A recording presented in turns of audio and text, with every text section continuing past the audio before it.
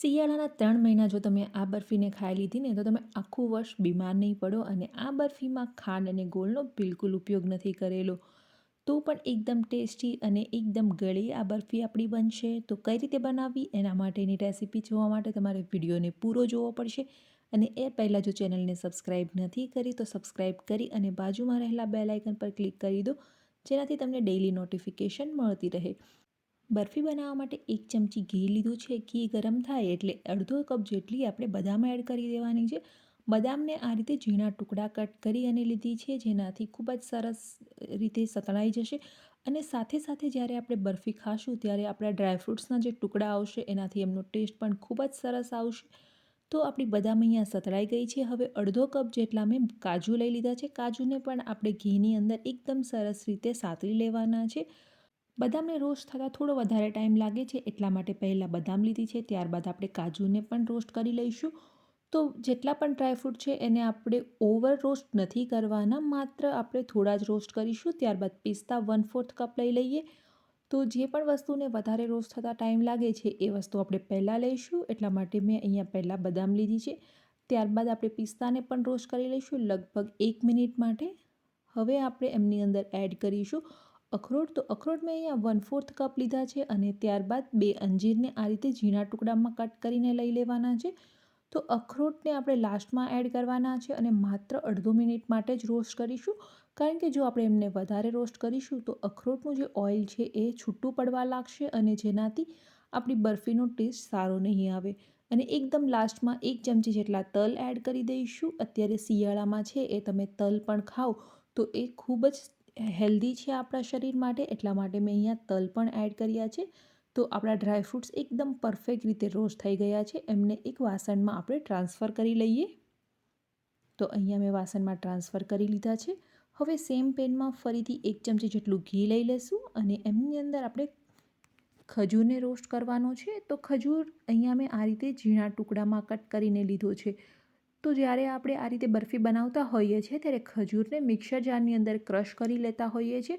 તો અહીંયા આપણે એ ભૂલ બિલકુલ નથી કરવાની.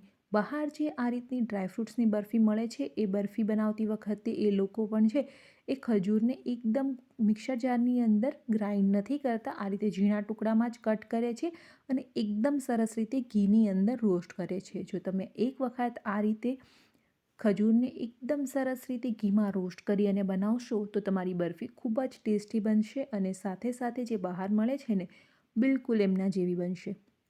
તો લગભગ 5થી 6 મિનિટનો જ ટાઈમ લાગશે અને 5થી 6 મિનિટની અંદર આપણો ખજૂર છે એકદમ સરસ રીતે મેલ્ટ થઈ જશે.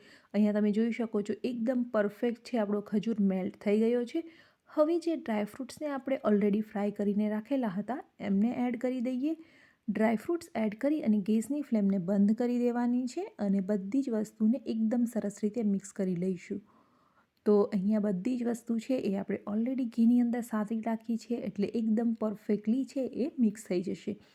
એક વખત બધી જ વસ્તુ મિક્સ થઈ જાય ત્યારબાદ આપણે એમને એક મોલ્ડની અંદર ટ્રાન્સફર કરી લેવાની છે. તો મેં અહીંયા આ રીતનું એક મોલ્ડ લઈ લીધું છે અને સાથે સાથે એમની અંદર છે એ બેકિંગ પેપર પણ મેં રાખી દીધું છે, જેનાથી ડિમોલ્ડ કરતી વખતે ખૂબ જ આસાની રહેશે. તો અહીંયા મેં એને બરફીનો શેપ આપ્યો છે. જો તમારી ઈચ્છા હોય તો તમે નાની નાની લાડુ પણ બનાવી શકો છો. તો તમે લાડુ અથવા તો બરફી કોઈ પણ વસ્તુ બનાવી અને આ શિયાળાની ઋતુમાં એન્જોય કરી શકો છો. તો એકદમ સરસ રીતે પ્રેસ કરી દઈશું અને એકદમ સરસ રીતે સેટ કરી દઈએ. તો આપણી બરફીને થોડી વધારે સરસ દેખાડવા માટે મેં અહીંયા પિસ્તાની એકદમ પતલી કતરણ કરી લીધી છે અને કતરણને આપણે ઉપરથી થોડી સ્પ્રિંકલ કરી દઈશું. તો બહાર જે બરફી મળે છે એ બરફીમાં પણ આ રીતે જ હોય છે, જેનાથી એમનો ગેટઅપ છે ખૂબ જ સરસ આવશે.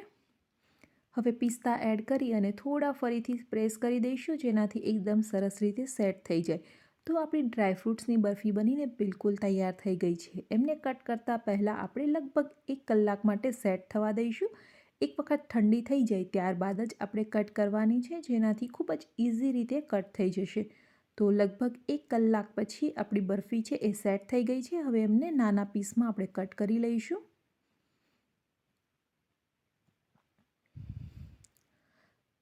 એક વખત પીસમાં કટ થઈ જાય એટલે આપણે ડિમોલ્ડ કરી લઈએ. તો આપણી બરફી બની અને બિલકુલ તૈયાર થઈ ગઈ છે. તમે આ બરફીને એક વખત ઘરે જરૂરથી ટ્રાય કરજો. બાળકોને તમે ડેઈલી એક આ બરફી આપશો તો એ આખું વર્ષ છે એ બીમાર નહીં પડે, અને સાથે સાથે જો એ ડ્રાયફ્રૂટ્સ ના ખાતા હોય તો આ રીતે પણ તમે એમને એકસાથે ડ્રાયફ્રૂટ્સ આપી શકો છો. તો બરફીની આ રેસીપી તમને કેવી લાગી કમેન્ટ કરીને જરૂરથી બતાવજો. આ માત્ર ડ્રાયફ્રૂટ્સ બરફી નથી, સાથે સાથે ઇમ્યુનિટી બૂસ્ટર પણ છે. તો એક વખત જરૂરથી ઘરે બનાવજો, અને હજુ સુધી ચેનલને સબસ્ક્રાઈબ નથી કરી તો સબસ્ક્રાઈબ કરી અને બેલ આઇકન પર ક્લિક કરી દો, જેનાથી તમને ડેલી નોટિફિકેશન મળતી રહે.